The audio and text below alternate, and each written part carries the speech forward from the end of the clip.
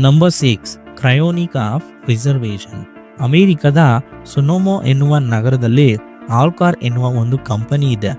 ಈ ಕಂಪನಿ ಏನು ಮಾಡುತ್ತದೆ ಗೊತ್ತಾ? ಸತ್ತು ಹೋದ ವ್ಯಕ್ತಿಗಳ ಬಾಡಿಯನ್ನ ಸಂರಕ್ಷಿಸುತ್ತದೆ. ಯಾಕೆ ಅಂತ ಇದನ್ನ ಕೇಳಿದ್ರೆ ತುಂಬಾನೇ ಆಶ್ಚರ್ಯವಾಗುತ್ತದೆ. ಇದನ್ನ ನೋಡುವುದಕ್ಕಿಂತ ಮುಂಚೆ ನೀವು ಇನ್ನೂ ಕೂಡ ನಮ್ಮ ಚಾನಲ್ಗೆ ಸಬ್ಸ್ಕ್ರೈಬ್ ಆಗಿಲ್ಲ ಅಂದ್ರೆ ಈ ಕೂಡಲೇ ಕೆಳಗಡೆ ಕಾಣುವ ರೆಡ್ ಬಟನ್ ಅನ್ನ ಕ್ಲಿಕ್ ಮಾಡಿ ಸಬ್ಸ್ಕ್ರೈಬ್ ಮಾಡಿ. ಹಾಗೆ ಪಕ್ಕದಲ್ಲಿರುವ ಬೆಲ್ ಐಕನ್ ಕ್ಲಿಕ್ ಮಾಡಿ ಆಲ್ ಎಂದು ಸೆಲೆಕ್ಟ್ ಮಾಡಿ.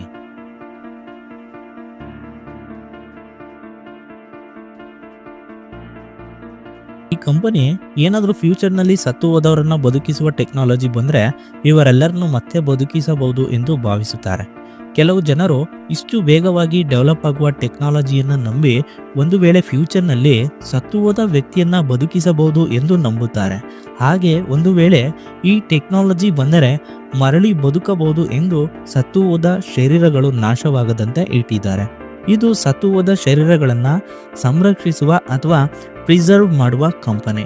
ಈ ಪದ್ಧತಿಯನ್ನ ಕ್ರಯೋನಿಕ್ ಪ್ರಿಸರ್ವೇಷನ್ ಎಂದು ಕೂಡ ಕರೆಯುತ್ತಾರೆ. ಈ ಪದ್ಧತಿಯಲ್ಲಿ ಒಬ್ಬ ವ್ಯಕ್ತಿ ಕ್ಲಿನಿಕಲ್ ಆಗಿ ಸತ್ತು ಹೋಗಿದ್ದಾನೆ ಎಂದು ನಿರ್ಧರಿಸಿದ ಮೇಲೆ ಆ ಬಾಡಿಯನ್ನ ಲಿಕ್ವಿಡ್ ನೈಟ್ರೋಜನ್ ಇರುವ ಅಲ್ಯೂಮಿನಿಯಂ ಟ್ಯಾಂಕ್ನಲ್ಲಿ ಇಟ್ಟು ಭದ್ರಪಡಿಸುತ್ತಾರೆ. ಯೂಶಿಯಲಿ ಇದರ ಟೆಂಪರೇಚರ್ -196 ಡಿಗ್ರಿ ಸೆಲ್ಸಿಯಸ್ನಷ್ಟು ಇರುತ್ತದೆ. ಇದರಿಂದ ಆ ಡೆಡ್ ಬಾಡಿ ಬಹಳಷ್ಟು ಕಾಲ ಸಂರಕ್ಷಿಸಬಹುದು. ಈ ಕಂಪನಿ ಸತ್ತು ಹೋದವರನ್ನ ಮರಳಿ ತಂದುಕೊಡಲು ಸಾಧ್ಯವಿಲ್ಲ. ಜಸ್ಟ್ ಟೆಕ್ನಾಲಜಿ ಬರಬಹುದು ಎಂದು ಹೀಗೆ ಮಾಡಿದೆ.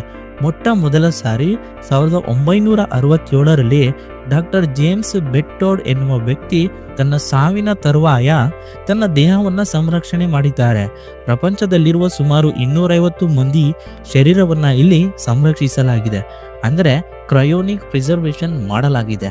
ಹಾಗೆ 1100 ಜನರು ಸತ್ತ ನಂತರ ತಮ್ಮ ಶರೀರವನ್ನ ಪ್ರಿಸರ್ವ್ ಮಾಡಲು ಆಲ್ರೆಡಿ ರಿಜಿಸ್ಟರ್ ಮಾಡಿಕೊಂಡಿದ್ದಾರೆ.